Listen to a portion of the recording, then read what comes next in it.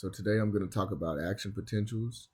So when you think about the action potentials we're talking about here for the neuron or for the nerve cell, so what you're looking at here that I've drawn in green, the green lines, this is going to be the axonema, or what you could just call the cell membrane of the neuron. So this is the axonema.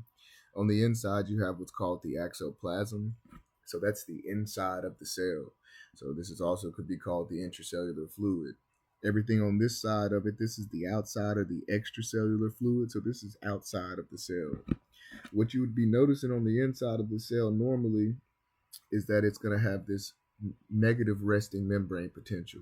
All of our neurons or nerve cells, you see, I drew all these negative signs on the inside. All of our nerve cells are going to have this negative 70 millivolts as their resting membrane potential. This just means that they have not been excited yet. And then on the outside of the cell, you can see that it is carrying these positive charges out here. But what I've drawn in the beginning is what you will start to notice is that you're seeing that the inside of the cell is holding these positive charges, or it's beginning to change to positive. And then on the outside of the cell, it's beginning to change to negative. And this is because a local potential is coming. So these local potentials are what are trying to push the cell above threshold.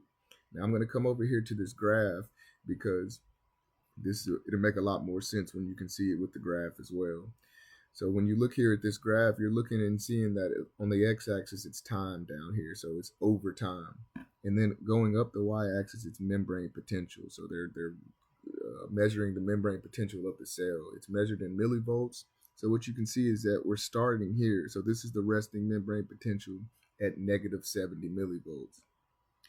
And what you start to see is as that local potential basically comes in and makes the inside of the cell more positive, what you're going to see is that you're gaining or going towards the threshold.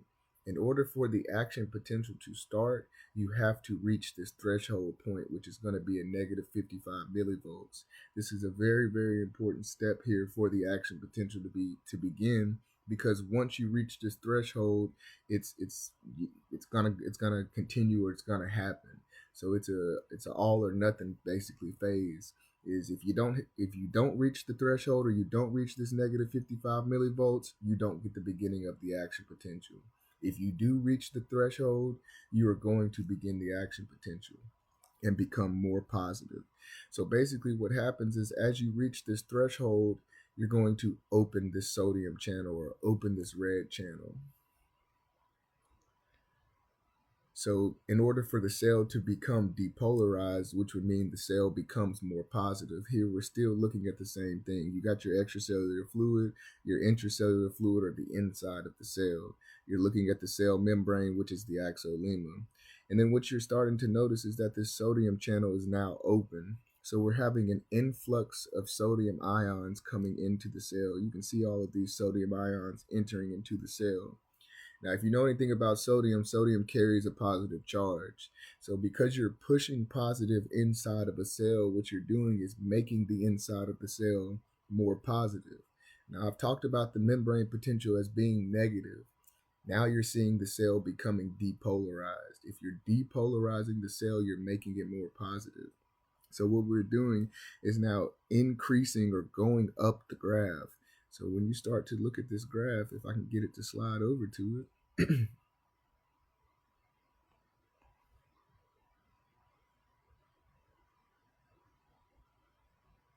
So what you start to notice on this graph is we have passed the threshold. So because we passed that threshold, the sodium pump or the sodium channel has now opened. As you continuously allow sodium ions to influx into the cell, you notice that you start going up the graph and become more positive.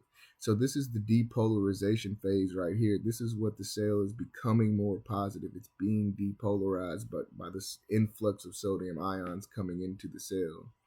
And then what you see is that you now reach up to here, which is positive 30 millivolts. So what they're saying is that you now the inside of the cell is 30 more millivolts positive than the outside of the cell. So this is the action potential continuing. You can still see the potassium ion channel over here closed. Okay. So now in order for the cell to repolarize, this is what you're looking at. So the sodium channel actually reaches a spot where it's at an inactivation stage. It's not that it's closed or at its resting stage. What's actually happening is the bottom portion of this is what's called the inactivation gate. And you can see how the actual gates of the channel are open, but you have this inactivation gate blocking it. But this is just it's for another reason, but it's so that the action potential another action potential doesn't start. But what you can see is that now we are repolarizing the cell. So we're bringing the cell back to becoming negative. So what you can still see the axolema, which again is the cell membrane of the neuron. Everything on the top side, this is the extracellular fluid or the outside of the cell. Notice how the charge is becoming positive again. And then on the inside of the cell is becoming negative again. So in the axoplasm or the intracellular fluid. What you notice now is that during this repolarization phase, we now have the potassium channel being open.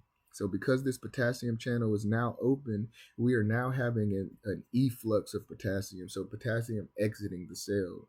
So you're seeing a bunch of these positively charged ions now leaving the cell. So because we're taking positive out of the inside of the cell and throwing it into the extracellular fluid, what you see is that the outside becomes more positive, and then the inside of the cell becomes negative.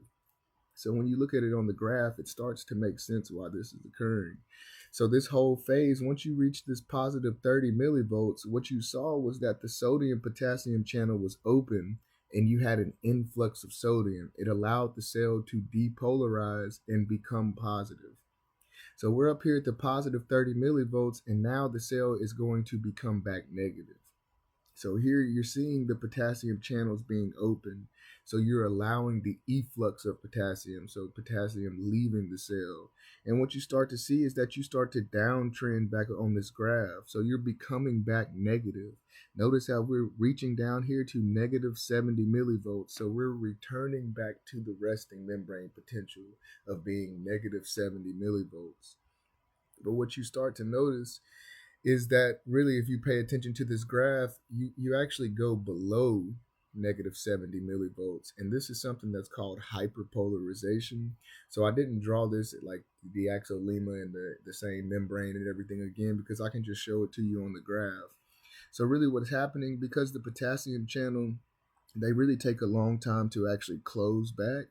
So this is one of the reasons why you see you actually drop below negative 70 millivolts, and this is hyperpolarized or having an excess polarization.